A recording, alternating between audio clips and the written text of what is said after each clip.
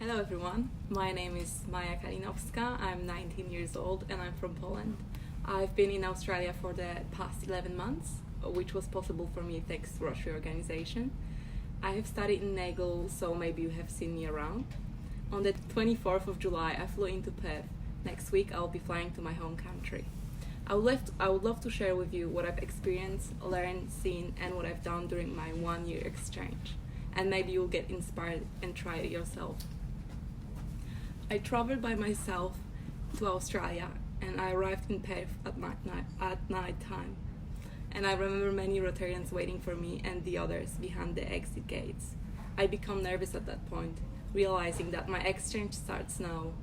It was dark outside when Jill Hanna, my placement officer, took me for a ride around Perth, showed me the city, the river, the King's Park, and I loved it from the first sight. Sitting in the car thinking how lucky I am to be here, ready for all the new adventures and challenges. It also felt weird to be driving on the left side. My first month, we started off with the inbound and outbound students, which was a great fun and fantastic opportunity to get to know other exchange students. By the time I have confused the shotgun seat at least 10 times, it occasionally still happens to me. At the end of the camp, I got picked up by my first host family. I was so nervous, stressed and excited at one time. On the way to Geraldton, I saw my first kangaroos in the wild. Unfortunately, they were all dead next to the road, which at that time was so unbelievable and really sad for me because I didn't know that was quite normal for Australia. School was a real struggle for me because the building was massive and it seemed very complicated. My locker was always a trouble and the uniforms was something new to me as I never had to wear one before. I'm also way older than my schoolmates, which was hard to get used to. Catholic schools also have many rules which at the beginning were really hard to follow. Rules like no earrings, no phone, no nail polish, always have your hair tied up. I really wasn't used to it at all. Also the fact that the timetable is always the same and you only have 2 breaks during classes and the hours are always the same. You finish and start at the same time every day. I found it really repetitive. But it is also a part of the experience. Try new things and try to deal with the ones that you're not really happy about. And I got through that struggle, slowly getting more comfortable and confident around my schoolmates. So let me explain a bit how Polish school works. The primary goes for 9 years and then the high school goes for another 3 years. School in Poland is way different. There are good sides and bad sides of it. One of the bad sides is that in Poland we don't get to do the cool things like climbing the walls or doing surfing or cooking. In Poland it's more about studying. You don't get to choose all your subjects. You can only choose a profile which consists on 3 subjects on high level and the rest is normal level. There are compulsory subjects like maths, Polish, English and another language of choice, and history connected with politics, and PE is also compulsory. At the final year, every student that wants to go to uni has exams to go through. 3 are compulsory, maths, English, Polish, and then the 4th subject has to be on a higher level and you can choose which one would that be. What I miss about Polish school is the freedom. No uniforms, breakage periods, burgers and pizzas at school. Sometimes you start at 8 and finish at 1. It was really good.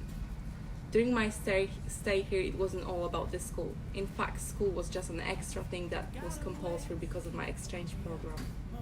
I got to see the IFL game in Optus Stadium, the Aussies making the noises and cheering up the players. I felt like that was the most Aussie thing to do.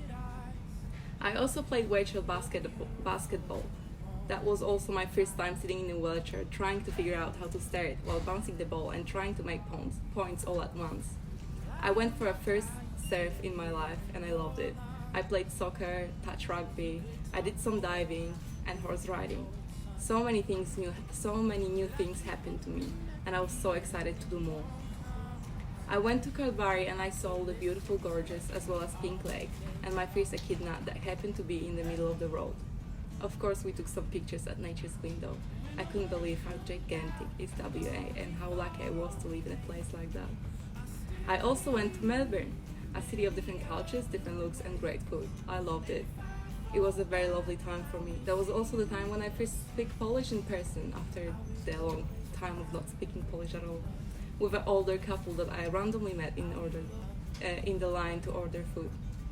During the conversation, I realized that I started thinking in English and I struggled with making correct sentences in Polish. I also put some English words instead of Polish because I found it easier. Later during my exchange, I had 3 more chances to speak in Polish, every time a bit of a struggle.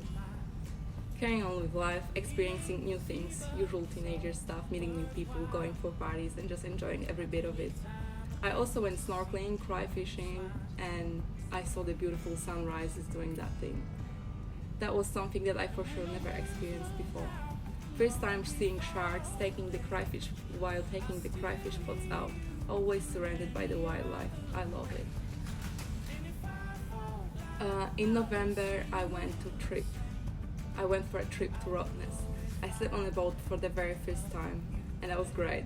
Once you're up, you can just jump into the ocean, which is exactly what we did.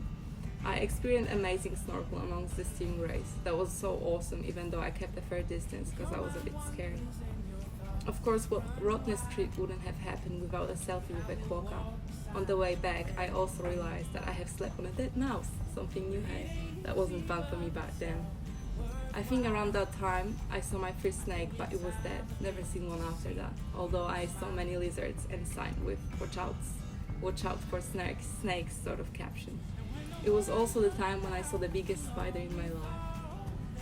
December. I experienced a bit more from the south. We went down to Margaret River, visited the wildlife park, where I got friendly with koalas as well as kangaroos. That was great fun. That was a very busy weekend for me, and I saw many things such as Bosselton Jetty, Lewin, where 2 oceans meet, and the chocolate factories, as well as Jebel Caves. On the 17th of December, I got my breath taken away. Me and the other exchange student, Julia, got an opportunity to fly to Abrolhos. We flew in a very small plane that had maybe 7 seats, and we were wearing headphones listening to comments of the pilot. That was the smallest plane I ever flew in. When we were above Jordan, I could see how beautiful this little town is. Then we were above the Abrolhos, and I could not believe my eyes. The place looked absolutely astonishing, and I can truly say that that was the most beautiful place I've seen. When we got on that little island, Wallaby Group, we went for a snorkel. We were exploring the beautiful underwater track, wishing we could stay longer on one breath under the surface. My first Christmas in Australia was something really different to my usual Christmases. That was the first time I spent Christmas with a fake Christmas tree, first time I spent Christmas in a warm weather, first time I celebrated on the 25th, and most certainly first Christmas swimming in the ocean and bodyboarding. Although I miss Polish traditions and my family, I liked that it was really relaxed and I didn't have to cook as much.